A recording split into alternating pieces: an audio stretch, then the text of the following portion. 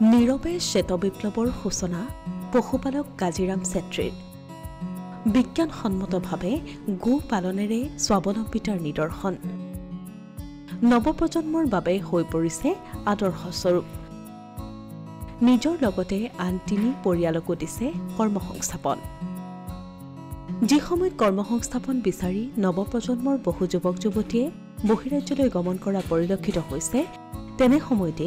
গো পালনেৰে নিজৰ লগতে আন ৩ পৰিয়ালকো কৰ্মসংস্থাপন দিবলৈ সক্ষম হৈছে গোলাঘাট জিলাৰ মৰঙীৰ ৰংবংস্থিত গোৰ্খাপত্ৰী নিবাসী পশুপালক কাজিৰাম ছেত্ৰীয়ে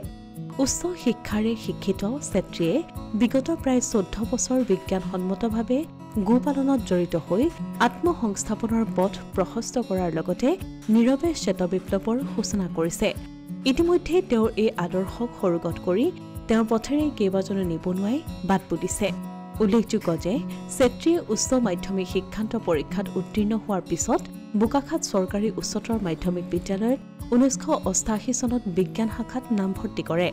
চিকিৎসা শাস্ত্ৰ অধ্যয়নৰ হেঁপাহ বুকুত কঢ়িয়াই ফুৰা ছেত্ৰীয়ে উচ্চতৰ মাধ্যমিকৰ পৰীক্ষাত উত্তীৰ্ণ হয় কিন্তু ইয়াৰ পাছতে উচ্চ শিক্ষাৰ বাবে প্ৰস্তুতি চলাই থকাৰ সময়তেই তেওঁ মাতৃৰ বিয়োগ হোৱাত ঘৰৰ জ্যেষ্ঠ পুত্ৰ হিচাপে বিভিন্ন ঘৰুৱা জঞ্জালত সোমাই পৰে আৰু চিকিৎসা বিজ্ঞান অধ্যয়নৰ সপোনত চেঁচা পানী পৰে পিছত তেওঁ JDSD মহাবিদ্যালয়ত উচ্চ শিক্ষা গ্ৰহণ কৰে আৰু কাৰ্বি আংলঙৰ আপাৰ ৰাংচালি মধ্য ইংৰাজী বিদ্যালয়ত গণিতৰ শিক্ষকৰূপে যোগদান কৰে ১৯৯৩ চনৰ পৰা ২০১০ চনলৈকে শিক্ষকতা কৰাৰ পাছত সেই বৃত্তিৰ পৰা তেওঁ আঁতৰি আহে আৰু ২০১১ চনৰ পৰাই গোপালনত মনোনিৱেশ কৰে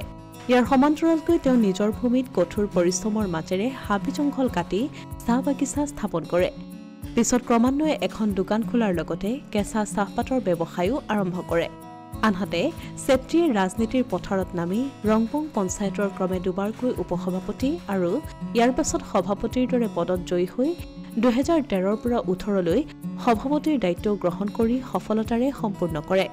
সমাজকৰ্মী ৰূপে পৰিচিত ব্যক্তিজনে অসম গোৰ্খাৰ সন্মিলনৰ গোলাঘাট জিলাৰ সভাপতিৰ আসনতো অধিষ্ঠিত হৈ সফলতাৰে ৩ বছৰীয়া কাৰ্যকাল সম্পূৰ্ণ কৰে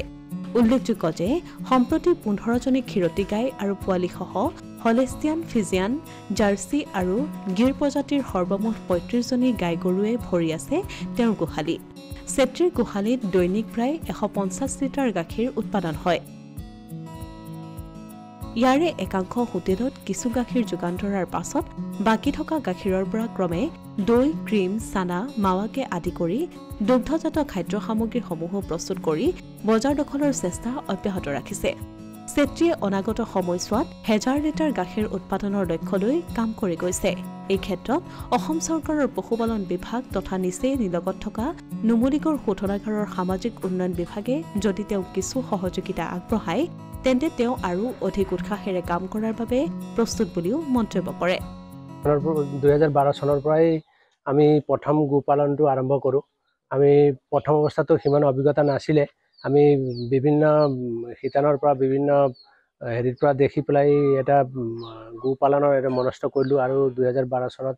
মই প্ৰথমে এজনী গৰু আনি ব্যৱসায়টো আৰম্ভ কৰিলোঁ প্ৰথমে অৱশ্যে ব্যৱসায় ভিত্তিত অনা নাছিলোঁ এনে নিজৰ চাহিদা পূৰণ কৰিবৰ কাৰণে আনিছিলোঁ কিন্তু ক্ৰমান্বয়ে তাৰ পৰাই আমি এটা উৎসাহ পালোঁ ক্ৰমান্বয়ে এটা ভাল লাভৰ অংশত আছে সেইটো অনুভৱ কৰি আহিলোঁ আৰু প্ৰত্যেক বছৰে এজনী দুজনীকৈ বাঢ়ি গ'ল আৰু এতিয়া মোৰ ফাৰ্মত প্ৰায় ৩০জনী গাই গৰু আছে আগন্তুক দিনত অহা বছৰৰ ভিতৰতে মানে ৫০জনী প্ৰায় হৈ যাব ইয়াত গতিকে এনেদৰে আমি আগবাঢ়ি আহিছোঁ আৰু আমি আমাৰ যিটো গাখীৰৰ চাহিদা ইয়াত যথেষ্ট আছে কাৰণ বহিৰাজ্য গুজৰাট আদি ৰাজ্যৰ পৰা ইয়াত মানে আমুল গাখীৰ আহে প্ৰায় ৭৩ লিটাৰ পাৰ লিটাৰ গাখীৰ বিক্ৰী হয় ইয়াত যথেষ্ট ডাঙৰ এটা নুমলীগড় তেল শোধনাগাৰ এটা ইণ্ডাষ্ট্ৰী আছে ইয়াত যথেষ্ট জনবহুল ক্ষেত্ৰলৈ পৰিণত হৈছে গতিকে ইয়াত